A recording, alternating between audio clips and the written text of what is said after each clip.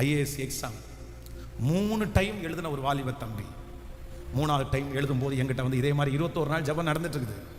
அந்த 21 days prayer start பண்ணும்போது என்கிட்ட வந்து ஜெபம் பண்ணிட்டு, பாஸ்டர் நான் சென்னைக்கு கிளம்புறேன், சென்னையில் இருக்கிற ஒரு இன்ஸ்டியூட்டில் ஜாயின் பண்ணி நான் ஐஏஎஸ் எக்ஸாம் படிக்கிறேன், இது 3வது டைம் நான் எழுதுறேன்.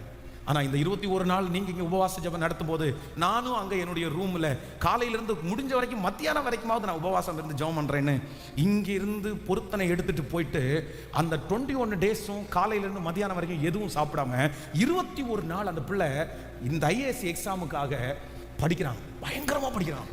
அடிக்கடி எனக்கு ஃபோன் பண்ணி ஜெபம் பண்ணிடுவான். ஆனால் 3rd டைம் ஐஏஎஸ் எக்ஸாம் எழுதிட்டு ரொம்ப வெற்றியோட காத்திருந்தான். அவனுக்கு 3rd டைம் என்ன வந்துச்சுன்னா ஃபெயில் அப்படின்னு வந்துச்சு.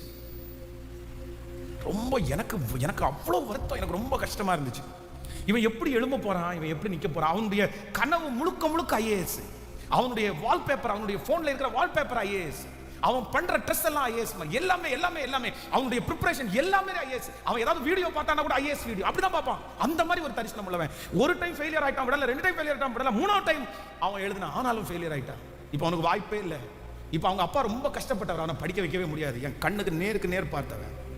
ஐஏஎஸ்னுடைய மொத்த தரிசனத்தையும் சட்டையை கழட்டி போடுறது மாதிரி மொத்தத்தையும் கழட்டி அப்படியே பேகை க்ளோஸ் பண்ணி மூலையில் போட்டான். அவங்க அப்பா சாதாரணமான ஒரு வெல்டர். அவர் வந்து இந்த ட்ரெஸ் ஒர்க்கெல்லாம் பண்ணுறவர் தான் அவருடைய வேலை. எல்லாத்தையும் தூக்கி போட்டுட்டு ஐஏஎஸ் எக்ஸாம் எழுதின ஒரு வாலிப பையன் அவங்க அப்பா கூட சேர்ந்து வெல்டிங் மிஷினை தூக்கிட்டு வெல்டிங் பண்ணுறதுக்கு ஆரம்பிச்சிட்டான். நிறைய இடத்துல அவன் மேலே நின்றுட்டு சீட்டில் ஸ்க்ரூ அடிக்கும்போது அவ்வளோ வருத்தமாக இருக்கும், வெளியே சொல்லவே முடியாது. ஆனால் அவன் ஸ்க்ரூ அடிப்பான்.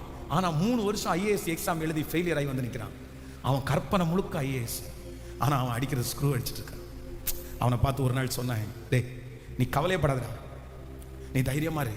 நீ பாரு, அந்த ஐஏஎஸ் எக்ஸாம் எழுதி நீ சோர்ந்து போகாம வீட்டில் படுத்து கிடக்க கூடாது. எங்க அப்பா இவ்வளவு லட்சம் ரூபாய் எனக்காக செலவு பண்ணி நஷ்டப்பட்டாரு. ஏதோ ஒரு விதத்தில் அவருக்கு ஒரு சின்ன ஒரு ஒத்துழைப்பாவது இருக்கணும்னு நினைச்சிட்டு மறுபடியும் நீ வேலைக்கு வந்திருக்கல, கர்த்தர் பார்க்கிறாரு, நீ ஸ்ட்ராங் ஆகு, நீ பலப்படு, நீ ஓடு, நீ செய் அப்படின்னு சொல்லி ஜஸ்ட் ஒரு சில வார்த்தைகள் மட்டும் அப்படியே சொல்ல அதே அவருடைய தகப்பனாருடைய தொழிலை இன்னும் வளர்த்துறது எப்படின்னு முடிவெடுத்தான். பிளான் பண்ணான், திட்டம் போட்டான். அந்த பிசினஸுக்கு நேராக தன்னுடைய மைண்டை செலுத்த ஆரம்பிச்சான். நிறைய டிசைன் பண்ண ஆரம்பிச்சான். பெரிய குடோனை செய்கிற அளவுக்கு மாறிட்டான். இன்னைக்கு ஆண்டவர் கிருபையில் 1 இயருக்கு 5 crores டர்ன் பண்ற அளவிற்கு ஒரு பெரிய கம்பெனியுடைய முதலாளியா ஆண்டவர் அவனை உட்கார வச்சிருக்கிறாரு.